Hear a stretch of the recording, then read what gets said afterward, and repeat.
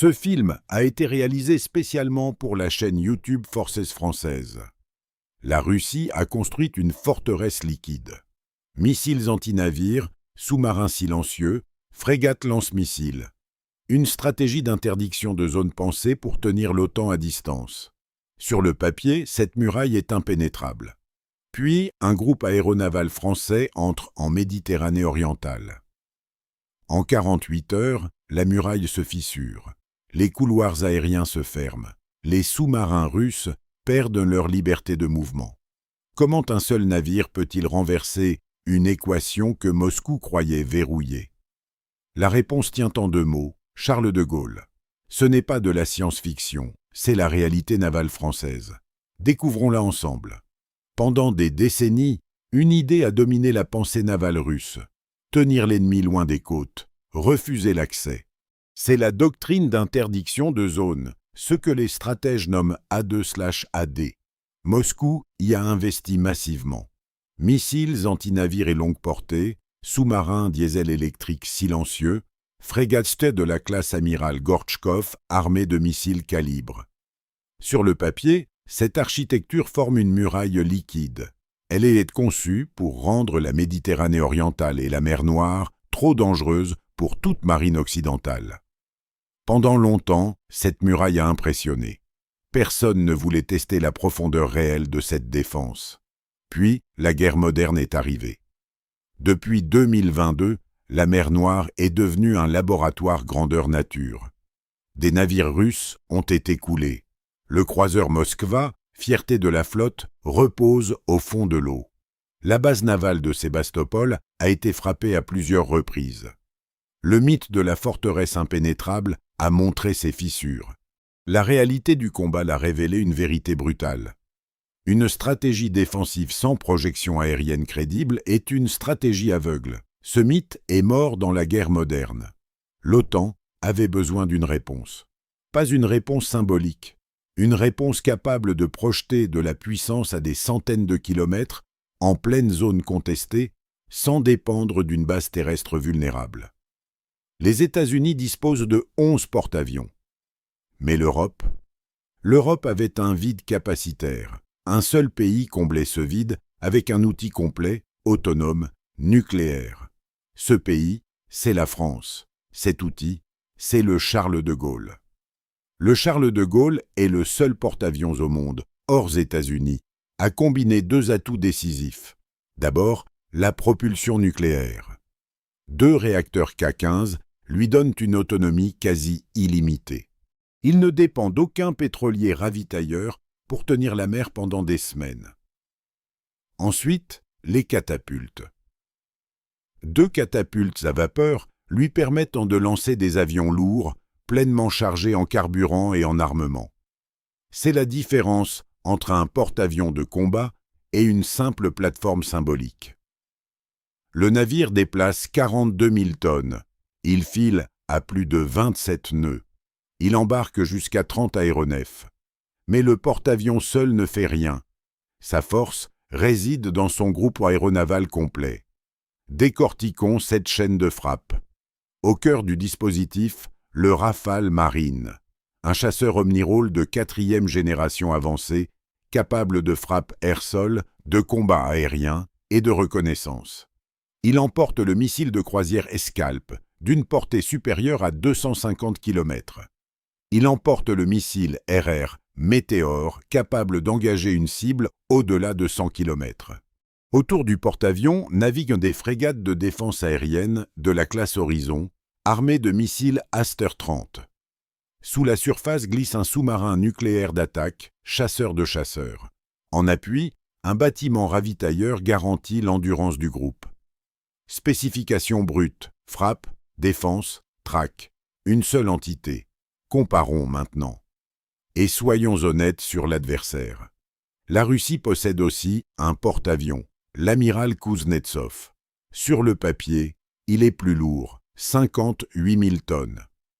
Il embarque le Su-33, un chasseur robuste. Voilà pour les forces réelles. Maintenant, la vérité. Le Kouznetsov n'a pas pris la mer depuis 2017. Il enchaîne les incendies en cale sèche. Sa seule grue de levage de classe lourde a coulé sous lui. Sa propulsion conventionnelle crache une fumée noire visible à des dizaines de kilomètres. Son pont à tremplin l'empêche de lancer des avions à pleine charge. Et le Su-33 a été progressivement retiré du service opérationnel embarqué. Le verdict est sans appel. Le seul porte-avions russe est indisponible. Le Charles de Gaulle, lui, opère. Passons à Coma. Assigne un concurrent occidental, plus sérieux celui-là. Le Queen Elizabeth britannique. C'est un navire impressionnant, 65 000 tonnes, conçu pour le F-35B, un avion furtif de 5e génération. Voilà sa vraie force, la furtivité. Maintenant, la faille. Le Queen Elizabeth n'a pas de catapulte. Il dépend du décollage court et de l'atterrissage vertical. Cela limite la charge utile du F-35B et réduit son rayon d'action de combat. Le F-35B emporte moins de carburant et moins d'armement que sa version catapultée. Le Charles de Gaulle catapulte. Le Queen Elizabeth trampoline. Cette différence définit le rayon d'action. Le Rafale Marine, lancé par catapulte, décolle à pleine charge. Rayon d'action de combat supérieur à 1800 km avec ravitaillement en vol. Le porte-avions français frappe plus loin, plus lourd, plus souvent. Venons-en à l'économie de la puissance, car la guerre, au bout du compte, est aussi une affaire de mathématiques. Un Rafale Marine pleinement opérationnel coûte environ 90 millions d'euros. Cher. Mais il vole. Il est disponible. Son taux de disponibilité dépasse régulièrement les standards de l'OTAN. Comparé avec un Su-33 russe, un appareil vieillissant dont la flotte embarquée n'a plus de porte-avions fonctionnel pour la projeter. Sa valeur de combat réelle aujourd'hui, proche de zéro, faute de plateforme. Faites le calcul, un Rafale disponible vaut une escadrille entière clouée au sol. Le ratio n'est pas financier, il est opérationnel. Et c'est là que tout bascule. La Russie a investi des milliards dans des missiles censés tenir les porte-avions à distance. Mais ces missiles doivent d'abord trouver leur cible. Ils doivent la localiser, la suivre, la frapper avant qu'elle ne riposte. Or, un groupe aéronaval moderne ne reste pas immobile à attendre. Il bouge. Il se cache dans l'immensité de la mer. Il pousse ses capteurs à 400 km devant lui. Moscou planifie l'interdiction. La France, elle, projette déjà. Voilà le renversement. La forteresse liquide russe supposait un ennemi prévisible, fixe, repérable. Le Charles de Gaulle est tout l'inverse, mobile, autonome, accompagné. C'est un fragment de territoire français qui se déplace à 27 nœuds, traînant derrière lui une bulle de défense et une portée de frappe que peu de marines au monde peuvent égaler. Et nous n'avons pas encore parlé du véritable multiplicateur de force. Le réseau. Un porte-avions seul est puissant. Un porte-avions connecté est décisif. Le Charles de Gaulle ne combat jamais isolé. Il est un nœud dans une toile. Cette toile repose sur la liaison 16, le standard de données tactiques de l'OTAN. Chaque rafale en vol, chaque frégate, chaque sous-marin partage une image unique du champ de bataille. Ce que voit un capteur, tout le groupe le voit, en temps réel. Le système de commandement français SCCOA coordonne l'espace aérien sur des centaines de kilomètres. Le groupe aéronaval pousse sa bulle de défense aérienne à 400 km de rayon grâce aux missiles Aster 30 des frégates Horizon. Un capteur voit. Tout le réseau sait. Personne ne s'approche sans être détecté. Sous la surface, un sous-marin nucléaire d'attaque de la classe Suffren chasse en silence. Il détecte les sous-marins ennemis avant qu'ils ne s'approchent du porte-avions. Il transmet ses contacts au réseau. La proie devient invisible au chasseur russe, alors que le chasseur russe, lui, est déjà suivi. Comparez maintenant avec le commandement russe en Méditerranée. Et voilà la faille décisive. La projection navale russe dans la zone dépend presque entièrement de la base syrienne de Tartous. une seule base, un seul point d'appui, logistique majeur. Les satellites de reconnaissance russes survolent survolent la zone par fenêtre, pas en continu. Entre deux passages, des heures s'écoulent. Le temps de réaction de la chaîne de commandement russe se compte en heures, là où le réseau français réagit en minutes. Moscou voit par intermittence.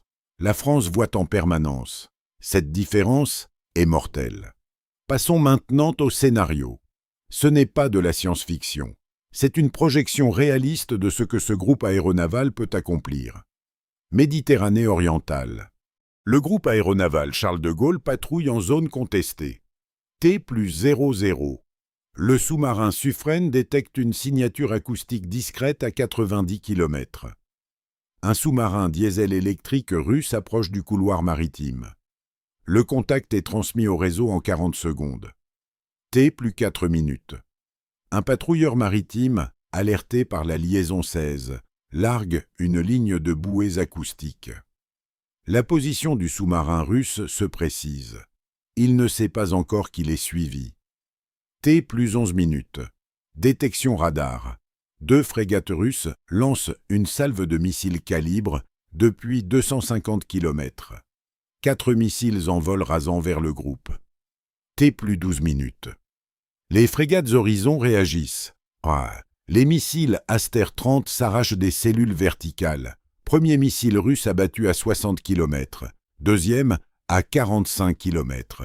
Les deux derniers tombent face au brouillage électronique et au leurre. 4 missiles. Tirés. 0 impact. Trop tard pour la Russie. T+20 minutes. Riposte. 4 rafales marines catapultées en moins de 5 minutes. Pleine charge. Cap sur les positions de tir russes. T+38 minutes. Les rafales lancent leurs missiles Scalp à plus de 250 km. Les frégates russes, qui croyaient frapper depuis un sanctuaire, sont désormais dans la ligne de mire. T+44 minutes. Premier impact. Une frégate russe touchée à la ligne de flottaison.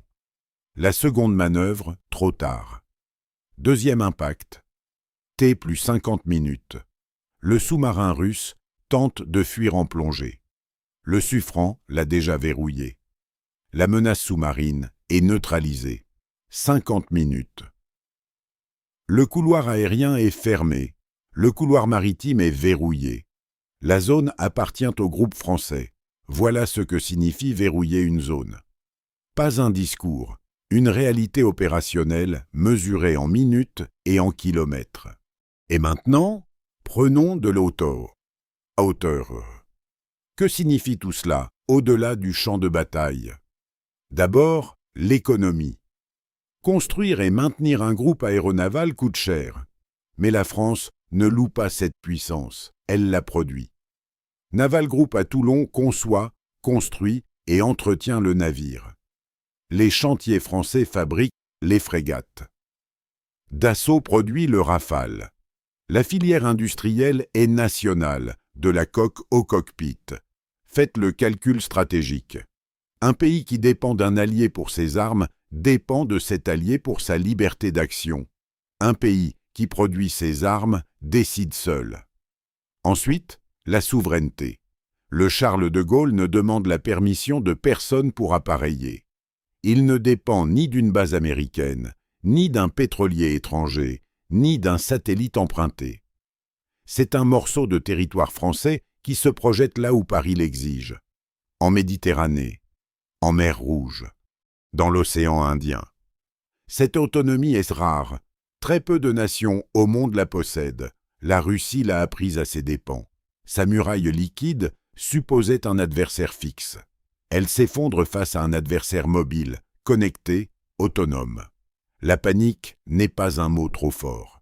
Quand un seul groupe aéronaval peut neutraliser une stratégie navale entière en moins d'une heure, tous les calculs sont à refaire. Résumons ce que nous avons vu. Une doctrine russe d'interdiction pensée comme impénétrable. Un porte-avions nucléaire français à catapulte, unique hors États-Unis. Un Rafale marine qui frappe plus loin et plus lourd que ses rivaux. Un Kouznetsov russe cloué au port. Un Queen Elizabeth limité par l'absence de catapulte. Une bulle de défense de 400 km. Un réseau qui voit tout, en permanence. Et un scénario où la zone se verrouille en 50 minutes.